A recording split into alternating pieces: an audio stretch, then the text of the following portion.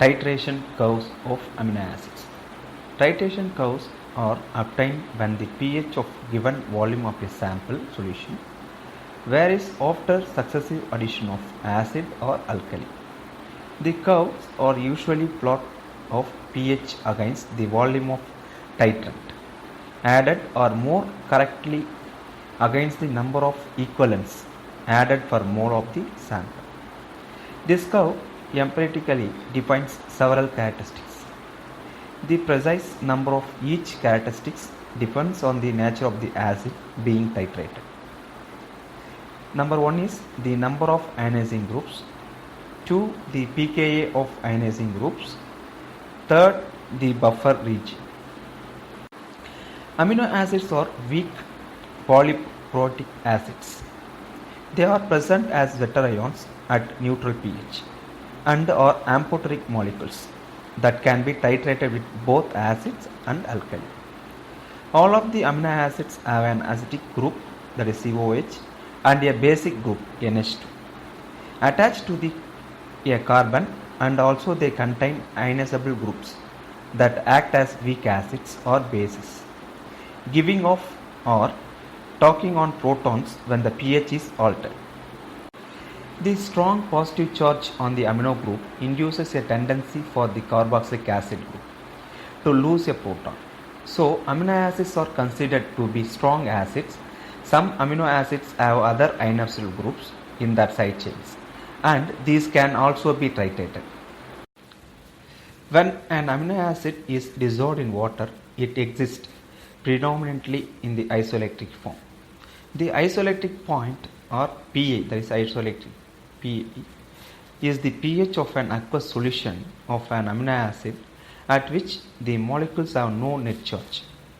In other words, the positively charged groups are exactly balanced by the negatively charged groups.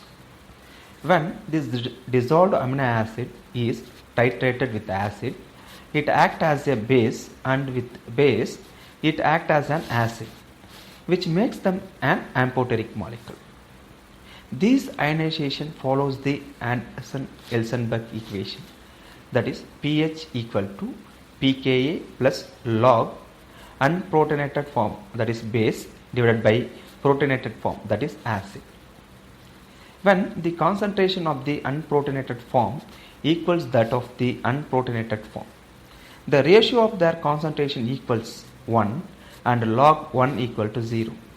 Hence, pKa can be defined as pH at which is the concentration of the protonated and unprotonated forms of the particular ionizable species are equal. The pKa also equals the pH at which the ionizable groups is at its best buffering capacity. That is the pH at which the solution resists changes in the pH most effectively. The pKa is the pH at the midpoint of the buffering region, where the pH changes only slightly upon addition of either acid or base. The pKa is the pH corresponding to the inflection points in the titration curve. The end point of a titration curve represents the observed end of the titration. The isoelectric point, that is isoelectric pH or PI, is the pH at which the amino acid has a net charge 0. For a simple diprotic amino acid, the pH falls.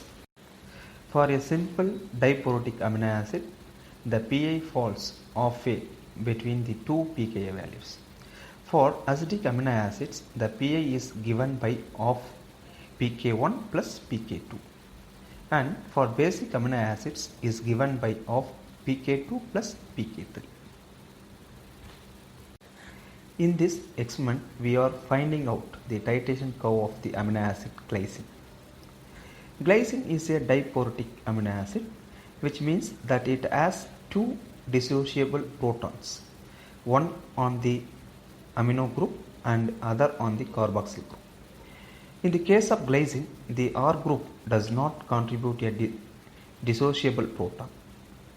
The dissociation of proton produced in a certain order, which depends on the acidity of a proton. The one which is most acidic and having a lower pKa will dissociate first. So the H plus on the alpha COH group, that is pKa1, will dissociate before that on the alpha NH2 group pKa2. So that Pa equal to pKa1 plus pK2 divided by 2. So Pa of glycine equal to 2.4 plus 9.8 divided by 2, that is equal to 6.1. From the graph, it is evident that the buffering action is maximum in and around pK1 or at pK2 and minimum at Pa. Titration curve of alanine. Titration involves the gradual addition or removal of protons. It shows the titration curve of the diprotic form of alanine. Each molecule of added base results in the net removal of one proton from one molecule of amino acid. The plot has two distinct stages, each corresponding to a removal of one proton from alanine. At low pH values, molecules of alanine bear a net charge of +1 because of both functional groups are protonated.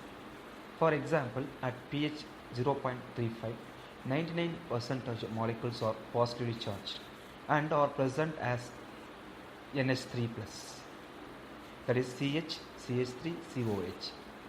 At the midpoint in the first stage of titration, in which the COH group of alanine loses its proton, equimolar concentrations of proton donor, that is NH3+, CH, CH3, COH, and proton acceptor, that is NH3+, CH, CH3 donor, and proton acceptor NH3, CH, CH3, COO minus species are present.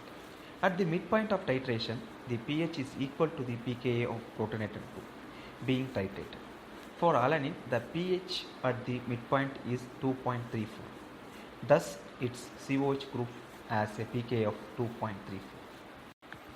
The ionic species predominating at key points in the titration are shown above the graph. The graphs, the shaded box centered about pKa1 equal to 2.34 and pKa2 equal to 9.69 indicate the region of maximum buffering power. As the titration proceeds, another important point is reached at pH 6.02. Here there is a point of inflection at which removal of the first proton is essentially complete. The removal of the second has just begun at this pH. The alanine is present as its dipolar form. Fully ionized NS, that is NH3 plus CH, CH3, COO minus, but with no net electric charge. The second stage of titration corresponds to the removal of a proton from the NH3 plus group of alanine. The pH at midpoint of this stage is 9.69, which are equal to the pKa for the NH3 minus group. The titration is complete at the pH of 11.69, at which point the molecules of alanine bear a net charge of -1. Because both functional groups are deprotonated and 99% of the molecules are negatively charged and are present as NH2, CH, CH3, COO minus. It may, however, be noted that the characteristic pH value of 6.02, at which the average net charge is 0, that is called the isoelectric point or isoelectric pH. This midway between the two pKa values, that is 2.35 plus 9.69 divided by 2. The study titration curve provides three useful informations. The first one is it gives a quantitative measures of the pKa of each of the amino acid, that is two ionizing groups, that is 2.34 of COH group and 9.69 for the NH3 plus group in case of alanine. The second one is it gives information that alanine says, for example, has two regions of buffering power, one centered around the first pKa of 2.34 and the second centered around pH 9.69. The third one is it also provides information regarding the relationship between the net charge and net electric charge of amino acid and the pH of the solution. Next one is titration curve of lysine. If we had looked at the titration of amino acid with a basic R group, We would have found that the isoelectric point came later in the titration. Shown below is the summary of the acid-base chemistry of the basic amino acids, one having one COH group on the Ca but two NH3 groups, one on Ca and the other on R group. This amino acid is lysine with pKa1 equal to 2.18, that is COH group, pKa2 equal to 8.95, that is NH3, and pKa3 equal to 10.53, the second R NH3 group.